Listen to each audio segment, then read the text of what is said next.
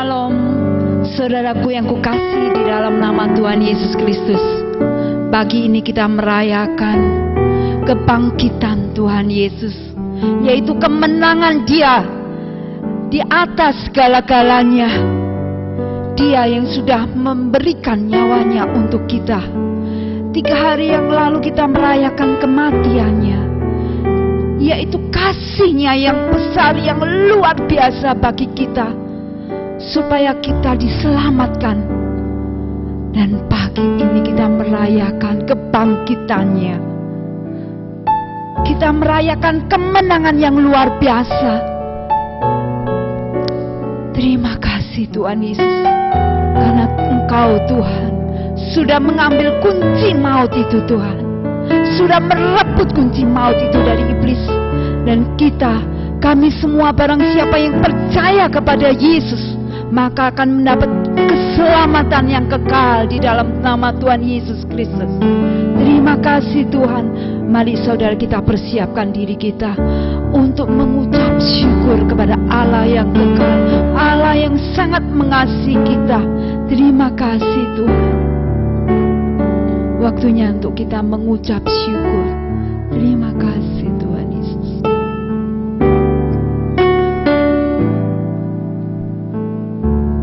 Sebab Dia hidup, ada hari esok. Sebab Dia hidup, ku tak gentar.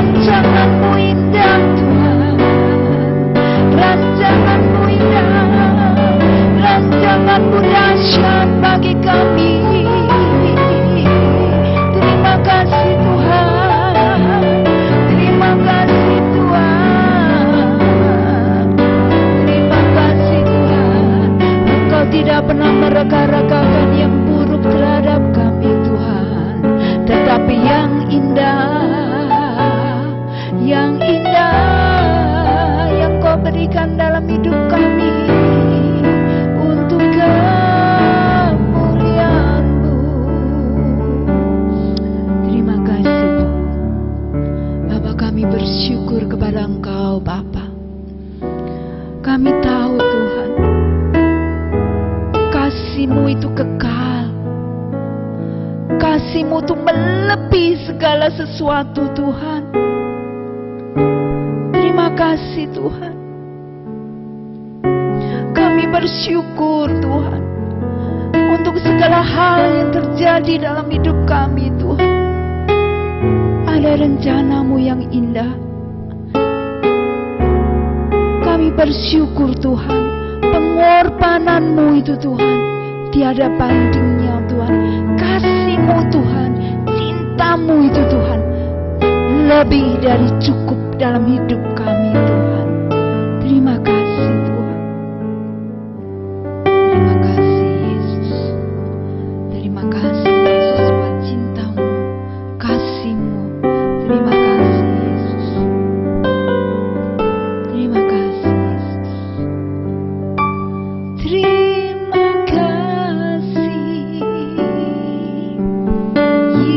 Yesus. Yesus, terima kasih. Hanya anugerah-Mu buat hidupku sekarang. Ku kan memuji-Mu selamanya. Terima kasih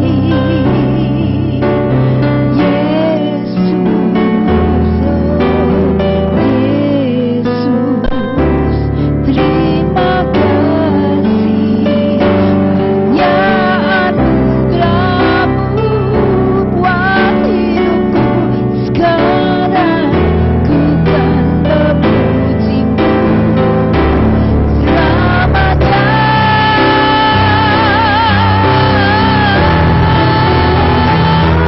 Terima kasih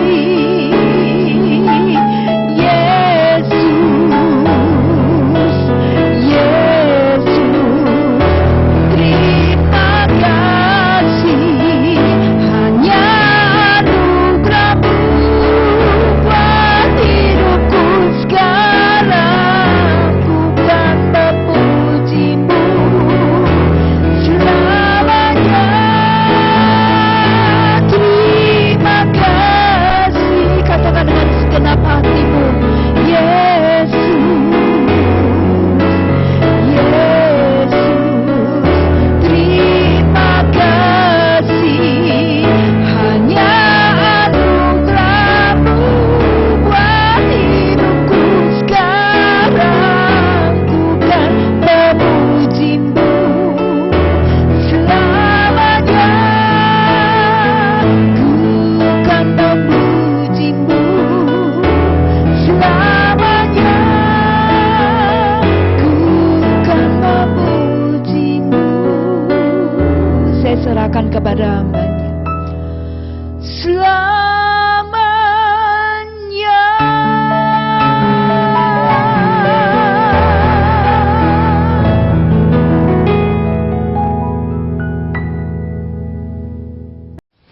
Shalom Bapak Ibu Saudara yang dikasihi Tuhan. Kita berjumpa lagi di dalam ibadah online pada pagi hari ini. Dan pada pagi hari ini kita memperingati daripada Paskah, yaitu kematian dan juga kebangkitan daripada Kristus. Dan pada pagi hari ini saya akan mengajak Bapak Ibu Saudara untuk kembali kita merenungkan dan kembali kita akan mendalami arti daripada Paskah di dalam tahun ini. Saya sangat excited karena saya percaya Bapak Ibu Saudara, seperti yang saya katakan di beberapa kesempatan, bahwa tahun 2020 saya percaya bukan hanya sekedar the new year, bukan sekedar tahun yang baru, bukan sekedar musim yang baru, tapi saya percaya bahwa kita akan memasuki sebuah dekade yang baru, di mana Tuhan akan mengerjakan ada banyak hal yang baru dan besar. Dan Paskah di dalam tahun ini adalah Paskah yang pertama di dalam dekade yang baru. Oleh karena itu saya percaya bahwa Paskah di dalam tahun ini memberikan sebuah makna yang sangat penting buat setiap kita. Sehingga pada pagi hari ini saya akan mengajak Bapak Ibu Saudara untuk merenungkan makna daripada Paskah ini untuk mempersiapkan bagi setiap kita untuk boleh masuk di dalam sebuah dekade yang baru, era yang baru yang Tuhan persiapkan buat setiap kita. Oleh karena itu saya akan mengajak sebelum kita masuk lebih dalam, kita akan berdoa lebih dahulu. Bapa di dalam sorga, kami mengucap syukur buat pagi hari ini sebab Engkau telah kembali mempertemukan kami walaupun tidak secara fisik tapi secara online. Tapi kami percaya bahwa kuasa Tuhan dan hadirat Tuhan tidak terbatas oleh ruang dan waktu.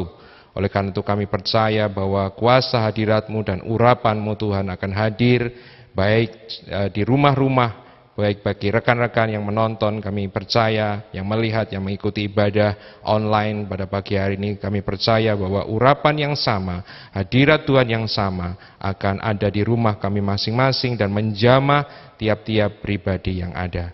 Biarkan Roh Kudus Engkau boleh berbicara di dalam hati dan pikiran kami pada pagi hari ini saat kami merenungkan kebenaran firman-Mu, dan biarkan firman-Mu Tuhan akan menjadi pelita bagi setiap kami, akan mengarahkan kaki kami kemana kami harus melangkah. Terima kasih Bapa, permuliakanlah nama-Mu, di dalam nama Tuhan Yesus kami berdoa.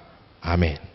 Saya mengajak untuk Bapak Ibu Saudara boleh membuka kitab kita di dalam Keluaran pasalnya yang ke-12, di mana peristiwa Paskah pertama kali ada di dalam Alkitab, dicatat di dalam Alkitab. Keluaran pasal yang ke-12, dan saya akan membaca. Bapak Ibu Saudara yang ada di rumah, silakan juga boleh membuka Alkitab kita. Kita membaca dalam Keluaran 12 ayat yang pertama, dan kita akan baca di situ. Judul yang diberikan LAI adalah tentang perayaan Paskah. Berfirmanlah Tuhan kepada Musa dan Harun di tanah Mesir, bulan ini akan menjadi permulaan segala bulan bagimu. Itu akan menjadi bulan pertama bagimu tiap-tiap tahun. Katakanlah kepada segenap jemaah Israel, pada tanggal 10 bulan ini diambillah oleh masing-masing seekor anak domba menurut kaum keluarga, seekor anak domba untuk tiap-tiap rumah tangga. Tetapi jika rumah tangga itu terlalu kecil jumlahnya untuk mengambil seekor anak domba, maka ia bersama-sama dengan tetangganya yang terdekat ke rumahnya haruslah mengambil seekor domba menurut jumlah jiwa tentang anak domba itu. Kamu buatlah perkiraan menurut keperluan tiap-tiap orang. Ayat kelima, anak dombamu itu harus jantan, tidak bercela, berumur setahun. Kamu boleh ambil domba atau kambing, kamu harus mengurungnya sampai hari yang ke-14 bulan ini. Lalu seluruh jemaat Israel yang berkumpul harus menyembelihnya pada waktu senja. Kemudian dari darahnya harus diambil sedikit dan dibubuhkan pada kedua tiang pintu dan pada ambang atas, pada rumah-rumah di mana orang-orang memakannya. Dagingnya harus dimakan mereka pada malam itu juga, yang dipanggang mereka harus makan dengan roti yang tidak beragi, beserta sayur pahit. Janganlah kamu makannya mentah atau direbus dalam air, hanya dipanggang di api, lengkap dengan kepala dan betisnya, dan isi perutnya. Janganlah kamu tinggalkan apa-apa dari daging itu sampai pagi. Apa yang tinggal sampai pagi, kamu bakarlah habis dengan api. Dan beginilah kamu harus memakannya, pinggangmu berikat kasut pada kakimu, dan tongkat di tanganmu, buru-burulah kamu memakannya, itulah Paskah bagi Tuhan. Saya melihat ada beberapa hal yang penting, Bapak Ibu Saudara, di dalam pembacaan kita pada pagi hari dalam Keluaran 12, yang saya percaya berguna untuk mempersiapkan kita untuk masuk di dalam musim yang baru, dalam dekade yang baru, dalam era yang baru, yang Tuhan persiapkan buat setiap kita. Yang pertama saya akan mengajak Bapak Ibu Saudara untuk melihat, Bapak Ibu Saudara, di dalam ayatnya yang kedua tadi dikatakan, Bapak Ibu Saudara, di dalam firman Tuhan dalam Keluaran 12 dikatakan bahwa bulan ini akan menjadi permulaan segala bulan bagimu, dan itu akan menjadi bulan pertama bagimu tiap-tiap tahun. Semua kita berbicara tentang bagaimana kita masuk di dalam dekade yang baru yang Tuhan persiapkan. Mari kita melihat Bapak Ibu Saudara bahwa Paskah sebenarnya adalah the new beginning. Paskah adalah sebuah permulaan baru yang Tuhan kerjakan bagi bangsa Israel pada waktu itu. Sebenarnya kalau kita membaca dalam Alkitab, Bapak Ibu Saudara, bahwa bulan di mana orang Israel merayakan Paskah itu bukan bulan pertama. Tetapi ada sesuatu yang terjadi, yaitu ketika mereka merayakan Paskah pada hari itu, maka Tuhan mengatakan di dalam ayat kedua, bulan inilah, bulan di mana orang Israel memakan Paskah, merayakan Paskah buat Tuhan, akan menjadi permulaan segala bulan dan menjadi bulan yang pertama. Dengan kata lain Bapak Ibu Saudara, Paskah berarti adalah the new beginning. Paskah berarti adalah permulaan yang baru. Paskah berarti adalah the beginning, atau saya katakan di beberapa waktu yang lalu ada, kalau Tuhan hari ini sedang melakukan restart, maka Paskah adalah start awal di mana kita akan memasuki era yang baru bersama dengan Tuhan. Oleh karena itu, kenapa saya katakan tadi, Bapak Ibu Saudara, bahwa Paskah di tahun ini akan menjadi sesuatu yang penting, karena Paskah di tahun ini akan menjadi permulaan di mana kita akan melakukan sebuah perjalanan yang luar biasa bersama dengan Tuhan di dalam dekade yang baru. Dan apa yang harus kita persiapkan, Bapak Ibu Saudara, untuk memasuki dekade yang baru, era yang baru bersama-sama dengan Tuhan? Mari kita melihat yang pertama di dalam ayat yang ke-7 dikatakan di dalam firman Tuhan kita, di dalam ayat yang ke-7 dikatakan demikian, di dalam perayaan Paskah pada waktu itu dikatakan bahwa masing-masing keluarga daripada orang Israel itu harus menyembelih seekor domba atau kambing. Dan kemudian di ayat ke-7 dikatakan darahnya harus diambil sedikit dan dibubuhkan pada kedua tiang pintu dan pada ambang atas pada rumah-rumah di mana orang memakannya. Yang pertama sangat menarik Bapak Ibu Saudara, bahwa Paskah di dalam Koran 12 dirayakan dari rumah ke rumah, from home to home. Dengan kata lain saya katakan bahwa konteks Paskah dalam Koran 12 dirayakan dalam sebuah family, dalam sebuah keluarga. Oleh karena itu, saya sendiri sangat mempercayai Bapak Ibu Saudara bahwa kegerakan yang akan ke depan, masa atau era di mana Tuhan akan berbicara ke depan, adalah sebuah era di mana Tuhan akan bekerja melalui family. Tuhan bekerja melalui keluarga. Bukan merupakan sebuah kebetulan Bapak Ibu Saudara kalau hari-hari ini kita dilanda dengan sebuah situasi di mana COVID-19 terjadi dan dikatakan kita harus stay at home, kita berada di rumah kita masing-masing beserta dengan keluarga masing-masing. Saya merasakan secara profetis seperti Tuhan berbicara bahwa home, bahwa keluarga, family akan menjadi pusat kegerakan Tuhan di masa yang akan datang. Dan apa yang dilakukan oleh tiap-tiap keluarga ini tadi dikatakan Bapak Ibu Saudara bahwa anak domba Paskah itu harus disembelih, dan kemudian ayat ke-7 tadi dikatakan darahnya harus dioleskan di ambang atas dan di tiang-tiang pintu rumah. Yang pertama Bapak Ibu Saudara, saya percaya bagaimana kita bisa dipersiapkan untuk masuk di dalam the new beginning dan permulaan yang baru tadi. Dikatakan bahwa kita harus menerima percikan darah daripada anak domba. Nah Bapak Ibu Saudara, kalau kita melihat di dalam firman Tuhan dengan jelas sekali, misalnya di dalam 1 Petrus 1 ayat 19 sampai dengan ayat yang ke-20, saya akan mengajak Bapak Ibu Saudara untuk boleh melihat Alkitab kita di dalam 1 Petrus pasalnya yang pertama, 1 Petrus pasal yang pertama ayatnya yang ke-19 sampai dengan ayatnya yang ke-20 dikatakan demikianlah firman Tuhan, melainkan dengan darah yang mahal, yaitu darah Kristus yang sama seperti darah anak domba yang tak bernoda dan tak bercacat. Ia telah dipilih sebelum dunia dijadikan, tetapi karena kamu, ia baru menyatakan dirinya pada zaman akhir. Kalau di dalam Paskah Keluaran 12, orang Israel harus menyembelih seekor anak domba atau kambing, maka kita mengetahui di dalam perjanjian baru bahwa domba atau kambing itu tidak lain dan tidak bukanlah simbol dan digenapi lewat pribadi Kristus Yesus. Ketika anak domba itu disembelih adalah gambaran ketika Tuhan Yesus Kristus disalibkan dan mati di Golgota pada hari Jumat yang kemarin kita memperingati, di mana darahnya tertumpah untuk setiap kita. Maka dikatakan sudah di dalam ayat yang pertama bagaimana kita bisa masuk dalam the new beginning, maka saya percaya bahwa kita harus menerima percikan darahnya. Kita harus menerima percikan darah daripada Kristus Yesus. Kita harus menerima percikan darah daripada anak domba Allah tersebut. Dan menerima percikan darah, kalau kita bisa melihat di dalam ayat di atasnya dari 1 Petrus ini, di dalam ayat yang kedua, ini bukan ungkapan saya tapi ungkapan Alkitab sendiri mengatakan di dalam yang kedua bagaimana Petrus mendeskripsikan tentang orang Kristen, maka dikatakan orang Kristen yaitu orang yang dipilih sesuai dengan rencana Allah Bapa kita, yang dikuduskan oleh Roh supaya taat kepada Yesus Kristus dan menerima percikan darahnya.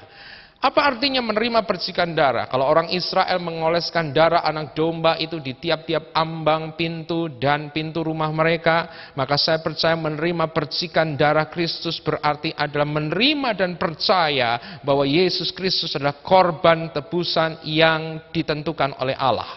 Menerima percikan darah daripada anak domba, menerima percikan darah Kristus Yesus artinya adalah kita menerima Dia, kita percaya kepada Dia, bahwa Dia adalah Savior, bahwa Dia adalah Juru Selamat buat setiap kita. Bukan hanya setiap kita, tapi firman Tuhan mengatakan bahkan bagi tiap keluarga kita. Kalau Bapak Ibu Saudara membaca di dalam Alkitab, maka Bapak Ibu Saudara akan melihat bahwa salvation, keselamatan yang dijanjikan Tuhan, bukan hanya berbicara dalam batasan pribadi, tapi dikatakan ketika satu orang diselamatkan. Paulus mengatakan, saudara, pada waktu itu kepada kepala penjara di Filipi, kalau engkau diselamatkan, maka seluruh isi rumahmu juga akan diselamatkan. Dan saya percaya ini adalah janji Tuhan yang akan digenapi di dalam tahun-tahun yang akan mendatang. Kalau ada di antara Bapak Ibu Saudara yang menonton daripada ibadah streaming, ibadah online pada pagi hari ini, di mana ada anggota keluargamu, member keluargamu yang belum diselamatkan, engkau boleh percaya di dalam tahun ini, dalam tahun-tahun yang ke depan, bahwa Tuhan akan bergerak dengan dahsyat di dalam keluargamu lewat engkau. Saya percaya akan ada banyak keluargamu yang belum diselamatkan akan diselamatkan dan menerima percikan darah daripada anak domba, karena itu adalah hati Tuhan buat setiap kita. Tapi kita kembali Bapak Ibu Saudara di dalam Keluaran pasal yang ke-12. Di dalam Keluaran pasal yang ke-12 Bapak Ibu Saudara membaca bahwa tiap-tiap keluarga bukan hanya harus menerima percikan darah atau menyapukan darah itu Bapak Ibu Saudara di tiang pintu ataupun di ambang daripada rumah-rumah mereka. Tetapi kita juga bisa melihat Bapak Ibu Saudara dalam Keluaran 12, maka setelah anak domba itu disembelih dan darahnya dioleskan, darahnya sudah diletakkan di tiap-tiap ambang pintu rumah, maka tiap-tiap keluarga itu juga dikatakan harus makan daripada daging anak domba itu. Oleh karena itu yang pertama tadi saya katakan bahwa kita bukan hanya menerima percikan darah daripada anak domba, kita bukan hanya menerima percikan darah daripada Kristus, tapi kita juga harus belajar memakan daging anak domba. Sudah memakan Yesus Kristus. Kayaknya ini sebuah istilah yang agak aneh Bapak Ibu Saudara. Memakan Yesus Kristus. Tapi kalau kita mempelajari dalam Alkitab, di dalam Injil Yohanes, di dalam Yohanes pasalnya yang ke-6, kita bisa melihat bahwa Tuhan Yesus juga menggunakan ungkapan yang sama. Ini bukan ungkapan yang dibuat-buat, tapi ini ungkapan daripada Tuhan sendiri, yaitu dalam Yohanes 6.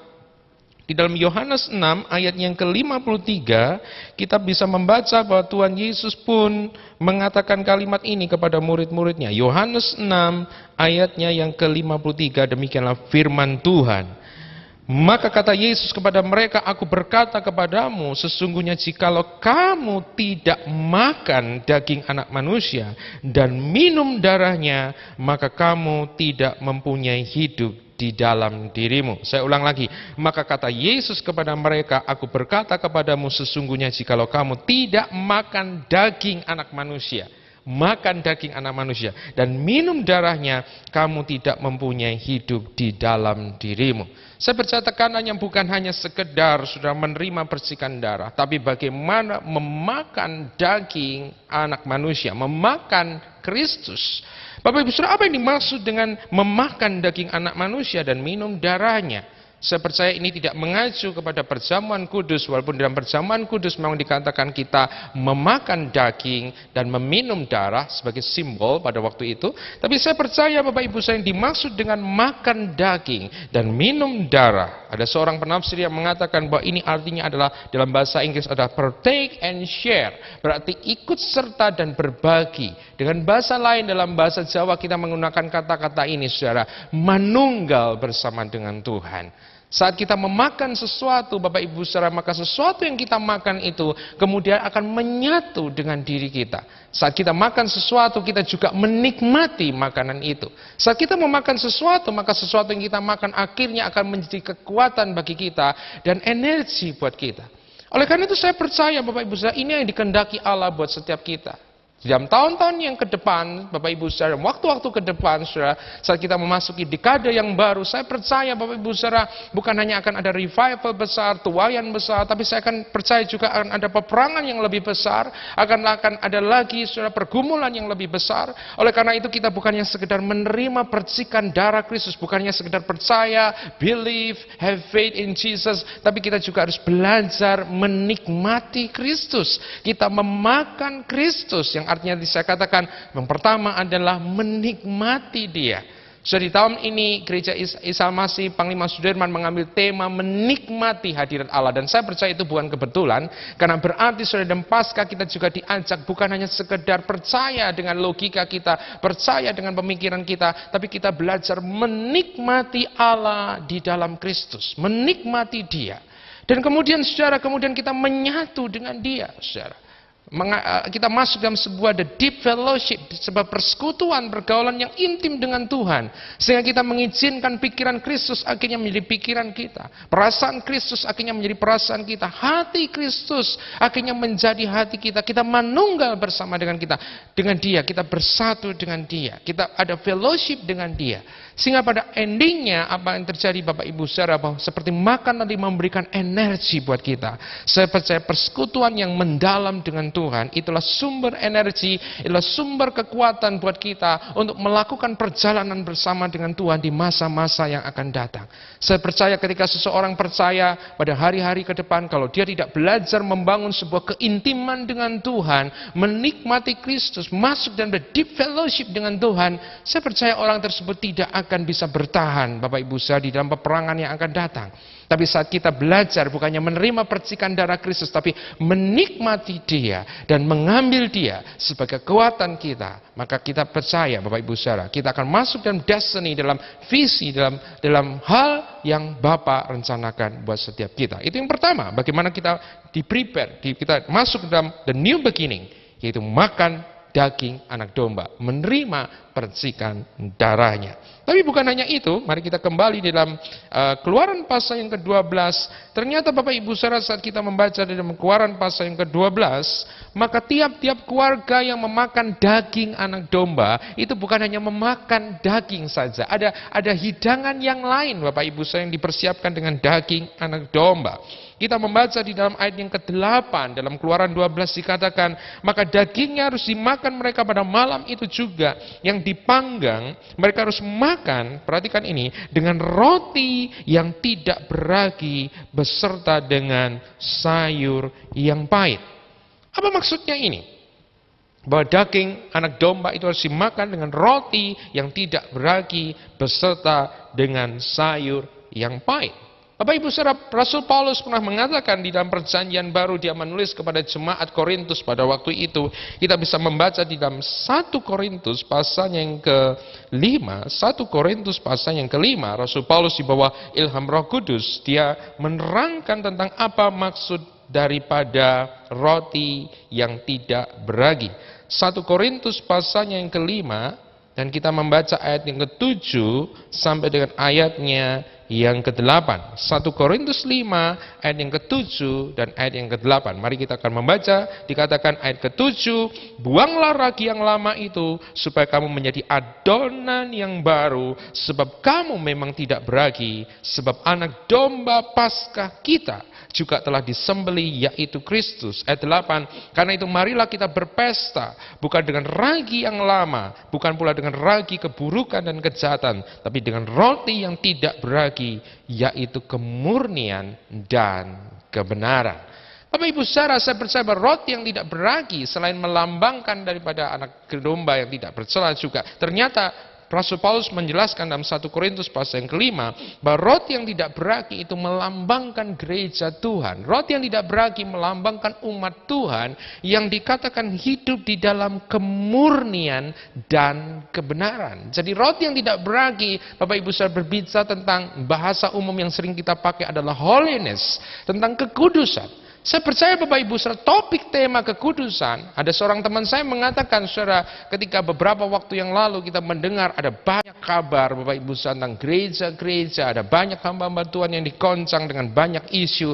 Salah seorang teman saya mengatakan bahwa it's a time, ini waktunya kembali kita akan mengkhotbahkan. Kita punya mengkhotbahkan, tapi mengajarkan, bukannya sekedar mengajarkan, tapi belajar hidup lagi ke dalam sesuatu yang sangat esensial di dalam gereja yang hari ini mungkin kita lupakan, yaitu tentang walk in the holiness, berjalan di dalam kekudusan, berjalan di dalam kemurnian dan kebenaran. Saya percaya ini adalah isu yang penting, yang dimana Tuhan tidak main-main dengan hal ini, Bapak Ibu saudara.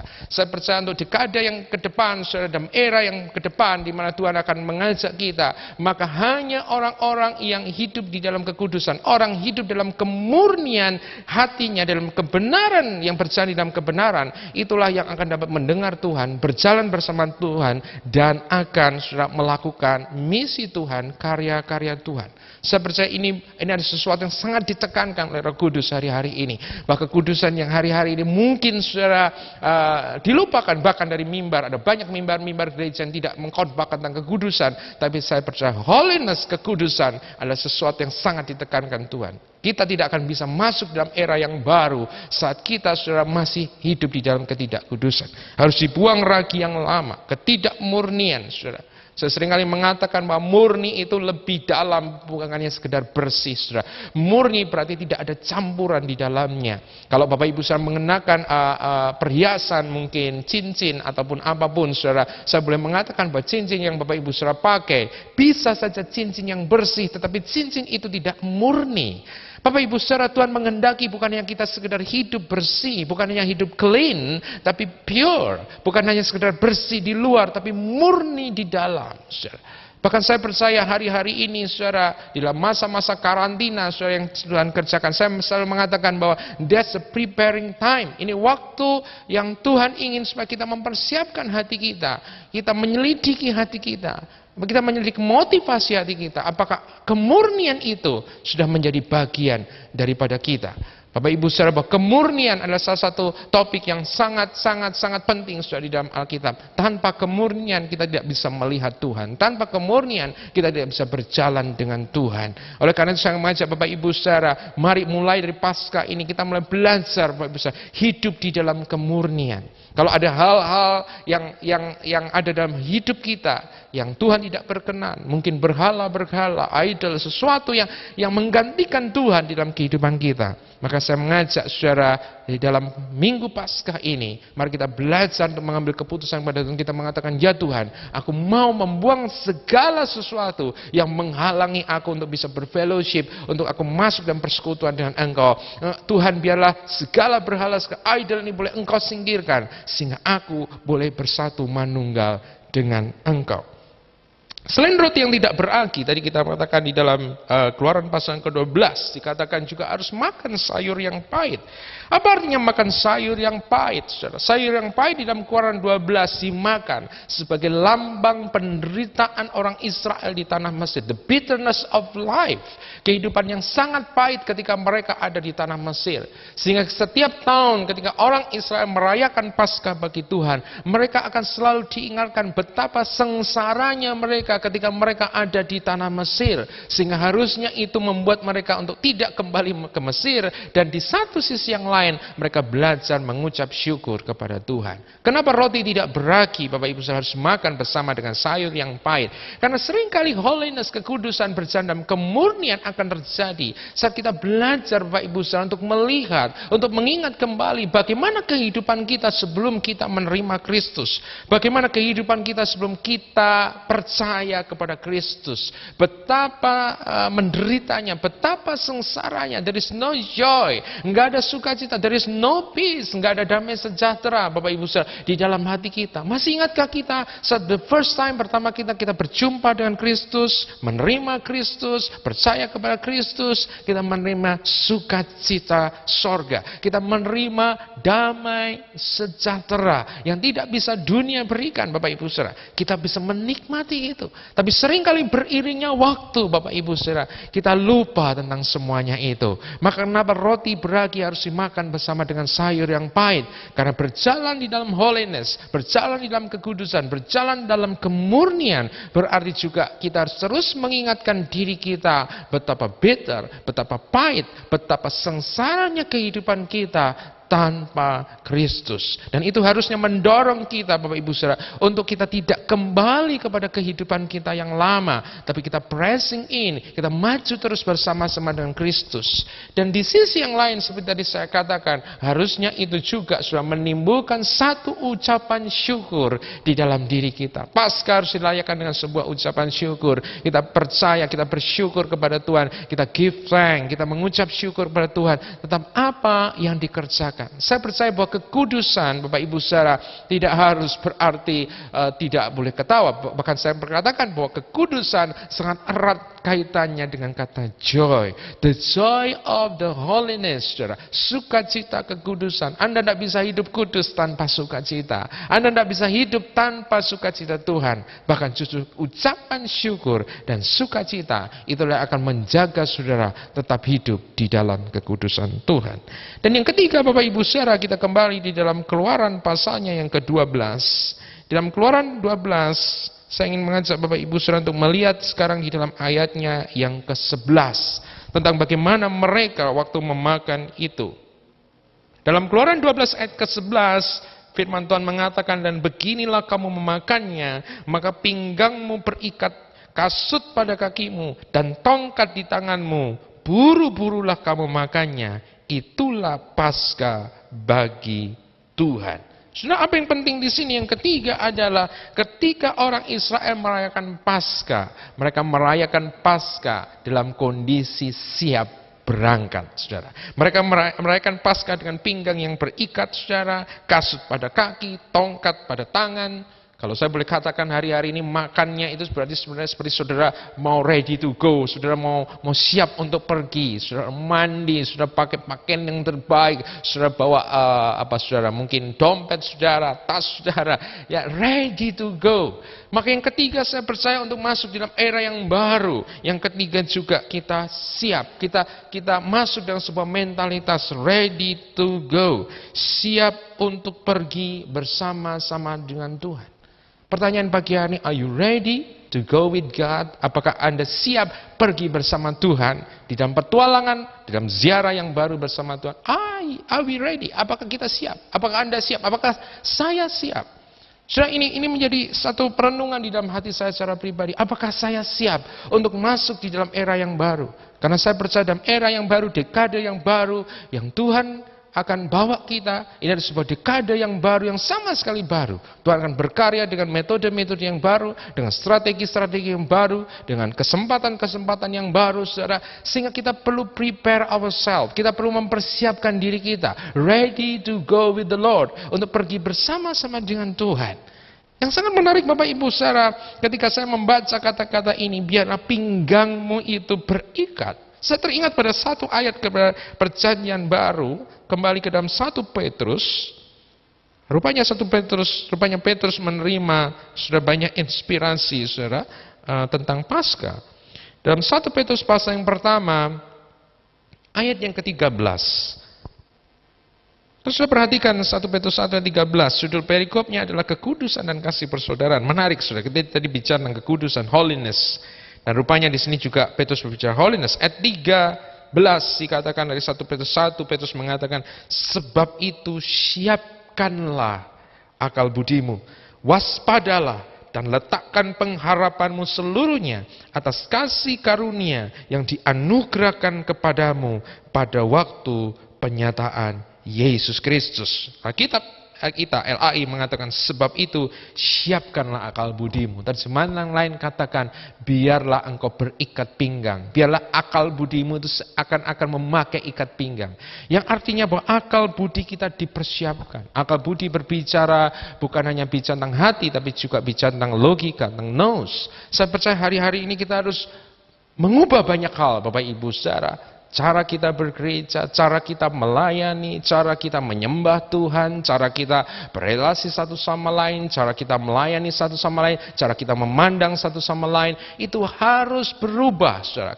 Karena kalau kita tidak berubah, Bapak Ibu saudara, kita tidak akan siap masuk di dalam era yang baru. Salah satu contoh, Bapak Ibu saudara, percaya atau tidak percaya, hari-hari ini ketika COVID-19 melanda seluruh dunia, ada satu perubahan yang sangat mendasar. Salah satu yang kita nikmati hari-hari ini, di mana hari Minggu biasanya kita bersama-sama datang ke gereja, beribadah bersama-sama. Hari ini ternyata kita beribadah di rumah masing-masing, sudah tidak bertemu satu sama lain. Kita memakai manfaat teknologi ini, yaitu lewat live streaming ataupun online seperti pada pagi hari ini. Tapi berarti ada sesuatu yang berubah. Dan saya sering kali katakan, beberapa waktu lalu saya juga katakan, yang saya takutkan bukan masalah virusnya, Bapak Ibu Saudara, tapi kemungkinan bahwa kita missing the kairos, kita kehilangan kairos, Saudara. Kita tidak bisa menangkap apa yang sedang Tuhan kerjakan hari-hari ini. Karena saya percaya bahwa Tuhan sedang melakukan sesuatu perubahan hari-hari ini lewat pelayanan. Saya percaya bukan hanya pindah ke rumah, Saudara. Tapi ada sesuatu yang sangat penting, bukan hanya pindah ke rumah, bukan berpindah dari gedung ke rumah, tapi saya percaya pelayanan kita juga berubah.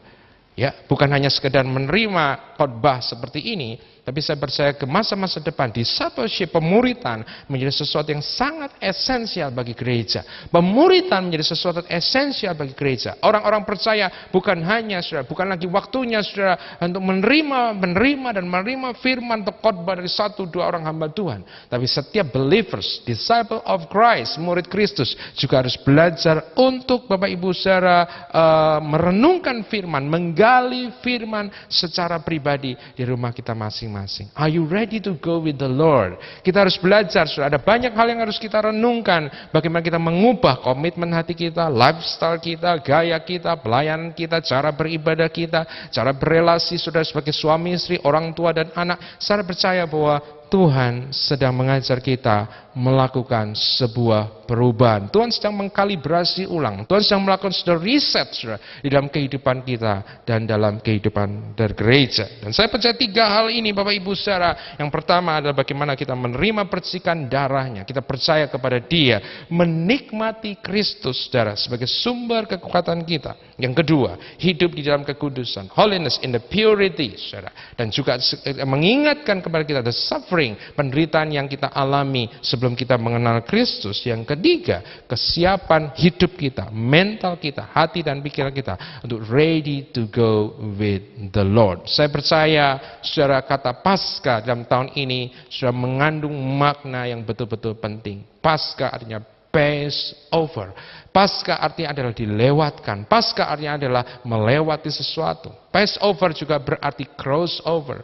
Saya percaya saudara, dalam Paskah tahun ini Tuhan bukan hanya melewatkan kita dari badai virus corona. Saya percaya di dalam nama Yesus, sudah lewat Paskah ini, dari Paskah ini Tuhan akan melakukan satu turning point. Saudara, saya percaya saudara, dalam Paskah ini, dari Paskah ini, saudara, maka virus corona akan segera berakhir. Tapi bukan hanya seperti itu, saudara, tapi yang lebih penting ini, ketika kita melalui Paskah pada hari ini, Tuhan sedang membawa kita secara rohani untuk Passover, untuk crossover, saudara, di dalam era yang lama masuk dalam era yang baru.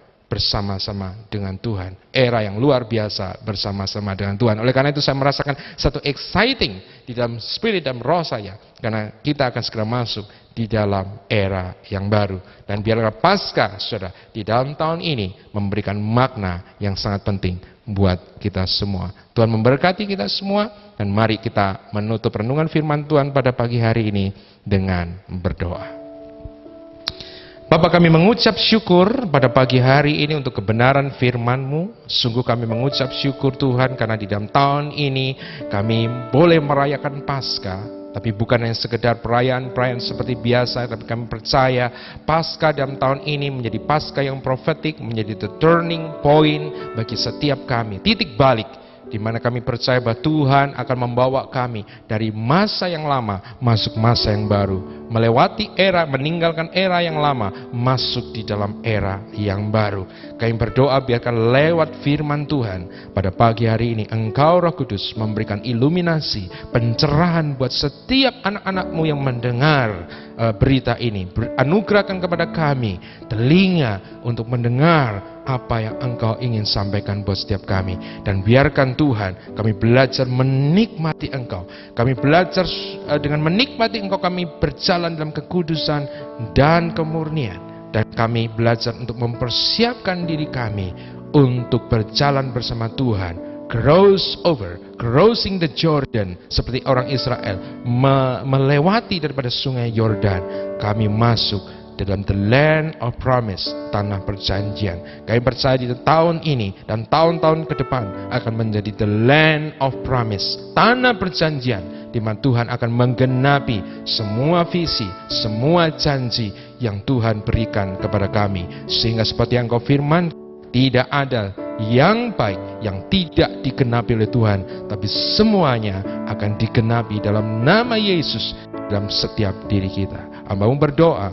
untuk setiap rekan-rekan yang ada di rumah, yang menonton daripada rekaman daripada khotbah online pada pagi hari ini. Biarkan Tuhan memberkati, biar Tuhan terus menguatkan, dan Tuhan membawa setiap kami masuk ke dalam deep fellowship, persekutuan yang dalam bersama Tuhan, sehingga kami belajar untuk menikmati hadirat Tuhan di dalam kehidupan kami sehari-hari. Terima kasih Bapa, kami mengucap syukur di dalam nama Tuhan Yesus kami berdoa. Haleluya.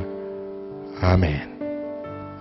Bapak Ibu Saudara, saya menyampaikan kembali selamat hari Paskah, dan biarkan Anda tetap menjaga kesehatan Bapak Ibu Saudara, tetap menjaga juga fellowship bersama dengan Tuhan, dan menjaga fellowship dengan sesama kita, dan sampai berjumpa kembali di dalam sebuah era yang baru bersama-sama dengan Tuhan.